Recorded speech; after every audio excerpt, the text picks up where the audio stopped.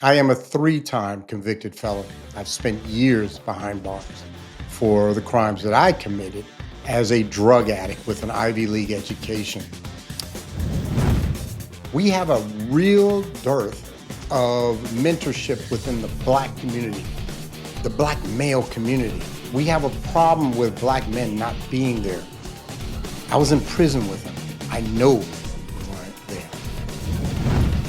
I can do life. I'm not afraid of life. And most importantly, I'm not afraid of me. I'm not in an inimical or an adversarial relationship with self. I'm not.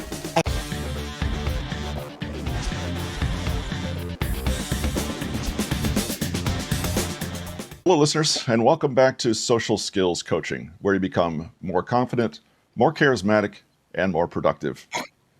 We're excited again to introduce a guest with us today. We have Ken Miller, author, speaker, entrepreneur, businessman, a long list of characteristics and adjectives that we could put in there. But Ken, as is the case usually, I'm going to ask you just to introduce yourself, present to us what we would like to know, what you would like us to know about you, and we'll take the conversation from there. Sure. I appreciate that. Thank you for the opportunity to be on your podcast. Let's start off with this. I'm 62 years old. I'm a Black male. I live in Bellingham, Washington. And I have a somewhat unique story as an entrepreneur and as a business owner, but it's nothing that is so unique that it probably will not resonate with many of the people that are on this call. So let me give you a quick overview of who I am and maybe what makes my story unique. Again, I'm 62 years old, born in 1962 in New York. My mother was a white teenage runaway. My dad was a Black male, of course, pimp and drug dealer in New York City. I was put up for adoption at birth, at birth. And for the next 6 years, I went through foster home. So I'm what they would call a foster child. I was adopted at age 6 by Irene and Sam Miller. I moved from New York to Alaska. That's where I grew up. A lot of people know me as Ken from Alaska. And I was precocious. What I mean by that, I was academically inclined. And by the time I was 17, I was a National Merit Scholar. I was accepted to Wow. Harvard. I went to Dartmouth College. While in Dartmouth, I had a major. I majored in drinking, is what I did, in fraternity, and probably minored in drinking and majored in fraternity. And I got out with my degree and went into the corporate world in 1984. Within 2 years, you could pretty much say I was homeless on the streets as a drug addict and alcoholic. I was to spend the next 20 years, 20, 21 years, homeless and on the streets. I am a three-time convicted felon. I've spent years behind bars for the crimes that I committed as a drug addict with an Ivy League education. I got out in 2007 for my last stint in the penitentiary, did 3 years on my last bit, and had no skills, none whatsoever. But within 2 to 3 years, I was working in the field of development, which is fundraising for nonprofits. And in 2014, started my first company. And today I'm a very successful businessman, entrepreneur. I speak all over the country. I write books. I'm a landowner. I have property in South America. And I am also a husband, grandfather, and a mentor to predominantly men of color throughout this country. That's just a real quick overview. There was a lot that happened in between. What is Ecuador like? Is it vastly different, maybe from the States or from other South American countries that we might think we know something about, or is life there basically the same as it is here? Life is basically the same everywhere in the world. People are Thank trying you. to support their families. People are trying to get ahead, those that choose to do that. The truth is that the human condition entails, assuming roles and or behavior that hopefully will be, positive for whatever your dream or aspiration is. One of the things you mentioned was your book. Let's go into Mhm. that a little bit. Tell us about your book, who it's written for, what it covers, what we can learn from it, and so forth, if you would. Who is written for? The number one person who was written for was me, literally. Okay. Yeah. No, And I you understand say, that. why do you say that? The reason I say that is I had made a commitment to myself 5 or 6 years ago to write a book. And it took me 3 years to write this book for different reasons, but it took 3 years to get it published. And I'm not saying it's a game changer, but it's a value add because one thing, and you'll see this, Russell, I am very honest. I am very transparent. I have no secrets. I have no secrets.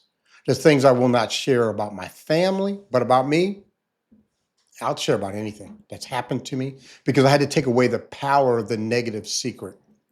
And that's a big part of the book, is taking away the power of the negative secret. That's an interesting phrase. I'm jotting that down. Yeah. So let's talk about the negative secret because I don't probably incorporate it every day in my life because I don't have to talk about things that at one time were a negative secret. So a negative secret is something that you hide from others or from the external world. Sometimes you hide it from the internal in your head. It's a secret, but it's a truth. At least that's what you interpret it as, a truth. This happened to me, or I did this. And if you knew this, you would not involve with me or integrate with me or connect with me. Therefore, it will cause repercussions either emotionally and sometimes physically to me. Number one, it affects your self-esteem because you're always running around in fear of them Okay. finding out, fear of it slipping out, fear of another external party telling this group that Ken did this, I did that. Okay. It's fear of bringing it up into my consciousness. And Mm. therefore, I need to deal with that negative feeling. So, what I talk a lot about is shame based versus It's guilt based. interesting. Yeah, I wrote that's one of the phrases I wanted to come back to because you mentioned it, but that caught my ear. Tell us. Yeah, please continue. Sorry for the interruption. So, the real quick and dirty version is guilt said I did, shame says I am. Okay. One says that I did something less than, the other one says I am less than. Okay. Mm. And when you become shame based, it's much more powerful than guilt based. I am guilty. I've pled guilty every time I went in front of the court. Every time. I had 3 felonies. I pled guilty. I was guilty. I knew I did it. I'm not gonna fight it. Get me to prison. Let's move on. Okay, shame says I am less than because I engaged or did this behavior. How would an individual listening today find a mentor? How would they know that they're getting what they need? So let's start with this. Let me give you an example of how do I mentor. I've been mentoring for 15 Please. years. I've probably Great. mentored over 60 men, 95% of them Black men of color and of choice. I don't mentor women. That's number one. And that's difficult for women. I want women who are on this. It's difficult many times to find a mentor within the same sex if you're aspiring to a position and or stature within a community, a work community, because a lot of times there aren't the women haven't reached that level of CEO or I want to be the CDO, whatever it may be, CFO of a larger corporation. I'm looking for a mentor to help me on that journey. Okay, having said that, number one thing as a mentor is I have a responsibility. First of all, mentoring 100% is free, period. No ifs, ands, or buts about that. Coaching is a paid, or you could quote unquote coach someone for free, but coaching usually has remuneration involved with it, there's pay involved. Okay, I coach and I've mentored. The number one thing that I do as a mentor is this: I engender dreams. Let me say that again. I engender dreams. The first thing that I say to the individual is that number one, I am the mentor, you are the mentee. Let's understand that. Are you comfortable with that? I take lead in this. I'm the mentor. I've been there, I've done that. And if I don't, I probably know who has. I can get that information. Okay, I say that number one. Number two, I look them dead in the eyes or I look them in the eyes and I say very simply, my goal is to engender your dreams. What are your dreams? And I shut up. And I shut up. That's real important. And I've had guys sit there for 5 minutes because someone has taken away their ability to dream. Mm. Let's keep it real simple. Trust is a belief in a perceived future action. Let me say it again. Trust Say it is again. a belief in a perceived future action. If I come to you and say, hey, I'm going to go to the store and grab you a soda, I believe that your future action is that you're going to go to the store and buy me a soda. I trust you. When we do our marriage vows, well, the part of the marriage vows is that I will not engage in physical or sexual in endeavors with another person outside the marriage. Trust. So I believe, same thing with my wife, there is a belief in a perceived future action that the only person that I will engage with in physical is my wife. Okay, cool. That's trust. And so if you verbalize something and then on the back end don't do it, that mislays my trust because I had a perceived future action that you were going to show up for the podcast on time. You had one. Okay. And when that doesn't happen, it gives me credence that there is not integrity and or. Now there's reasons things happen. I'm so amenable to that, understandable that. And a lot of times, I just ask people, to let me know. If you can't make, just let me know. If you saw my calendar, I mean, I have a VA that handles my calendar, but if you saw my calendar, you'd understand that again, my time is valuable. But I trust that you will. And I default to trust. I do by nature. I've chosen, not even by Mm. nature, by experience and by belief in that good in the end will happen. I just default to trust. I'm interested in maybe lightening things up a little bit as well. Tell us Sure. about the lecture circuit. What's it like? So, first of all, to understand it's a world in itself. I love to use the term community. So I belong to different communities. Okay. And within those communities, I have a certain stature. Okay. That goes back to respect, which we may or may not talk about. But the speaking community is very large. There are individuals at the top of the pyramid, and there's individuals that are at the base of the pyramid. And so let's say this there's approximately 8,000 conferences, associations, and groups that you could speak at. And to speak, man, there's a lot to it. I could talk about this for next day. It would just say this. They're what you think, which are what we call keynotes or plenaries. Those are the individuals that come on stage and speak to the whole group usually, or the great majority. And then are called breakout sessions. Okay, And right. so I do a lot of breakouts. There's two aspects I always talk about in the speaking world. And the two aspects is the business of speaking and then the art of and science of speaking, stagecraft, we'll call it. But a lot of people are great speakers, but they are poor business people.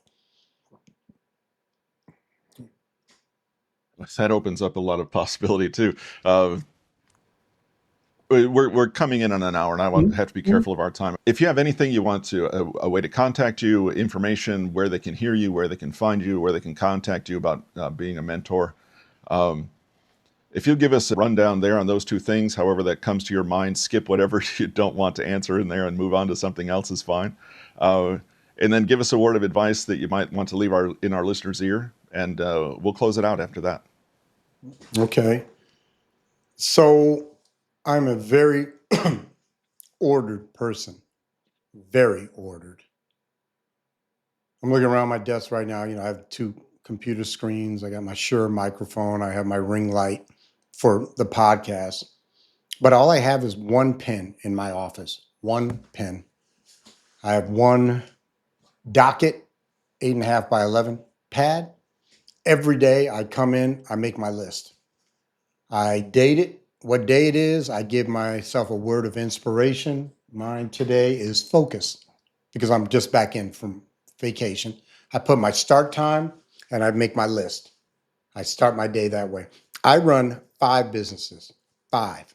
I have assistants, okay, the VAs. In fact, one of my companies is offshore virtual assistants that are trained in AI. I am big into AI. That's a whole another podcast, and I've done those. Right. Um, I work out 4 days a week. I used to be a power lifter, but those days are gone. You have to do something in the penitentiary. I, man, how am I going to put this? I don't pray a lot. Let me put that preface to that. But I have the ability to go into prayer quickly. I have a whole talk I do on what I call gap control. And I just want to go into that just real quick to understand why when I come to the prayer. Gap control is one of the most important skills, especially for men. You say, why does it have to be for men? Because we are violent by nature. We are violent by nature. So, anyway, I go into prayer. I'm very organized. Order is probably one of my favorite words or concepts. And that's one of the things that I do is I bring order from disorder. And a lot of times there's disorder in the head and of course in our physical, but I at least have, remember I said my word today was focus. I have very little distractions. So I am focused. I control my environment. I make the list. It's probably the key component. And I stay focused. I try not to get too distracted. I work out. I try to eat well. And I just try to love on people. And in return, I've been blessed. Number one, if you would like to learn more about me or hear me speak more on this, go to my YouTube channel. So I have a YouTube channel, Ken Miller Great. is a very good one. And then you can also go to kenmillerspeaks.com.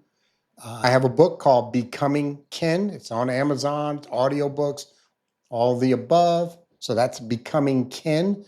It says a black man's journey from the Ivy Leagues to the prison and back again. And then I have a couple other websites, but let's go with kenmillerspeaks.com. And then, of course, you can do all the social media, Instagram, I'm really big on, and then Facebook and also LinkedIn. And feel free. The other thing is, feel free to contact me, anyone who's hearing this. And I answer. I answer. Yes, I have virtual assistants, I have 4 of them, but I answer all emails and phone calls. Any words of wisdom that I'd like to leave?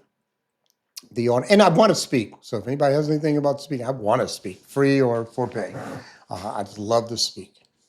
The words of wisdom: get a mentor, and the way you get a mentor is you find someone that you see something in them that you would like. Mm. And I'm more talking about how they walk this earth, how they carry themselves. When people see me, one of the things that they notice right away is I'm very confident. And the word isn't even competent. I'm very competent to life. I can deal with anything in life. I've dealt with deaths. I've dealt with financial. I've dealt with prison. I've dealt with suicide. I've dealt with attempted murders. I've dealt with life. I can do life. I'm not afraid of life. And most importantly, I'm not afraid of me. I'm Mm. not in an inimical or an adversarial relationship with self. I'm not. I'm not. I like me. I'm a good dude. I'm a kind and gentle man. Okay. So, number one, if you can't get a mentor, get someone outside counsel, is what I call it. And the way you do that is you go up with someone and say, would you be willing or open to mentoring me? I'm looking for a mentor. Sometimes they won't, but they'll know someone. The number one thing is to ask is to have the courage, that courage to act. Okay. And then the other thing that I would strongly recommend is to have a dream. And the dream may be just to be a better husband. The dream may be just to be a better father or a better wife or whatever. Maybe that may be the dream, but have something to aspire to and then reward yourself along the way. Give yourself allowance to make mistakes and to bounce back. I wouldn't even have my talk if it wasn't for resilience, okay? Which is the bounce back from the setback, the comeback from the setback. Leave yourself. And then if you do, this is I'll leave with this one. There's 100 different ones I could talk about, but I'll Sure. leave with this one. If possible, engage with a spiritual entity. But I want to make sure you understand what I mean by a spiritual presence. The spiritual presence has to modify behavior. Let me say that one more time because that's how important I believe this is. The spiritual entity or presence or God, whatever you may want to define it as, has to modify action and behavior. If not, it's hollow. Thank you very much. Thanks for being with us today. Thank you. Listeners, thanks for joining us, and we'll see you again next week.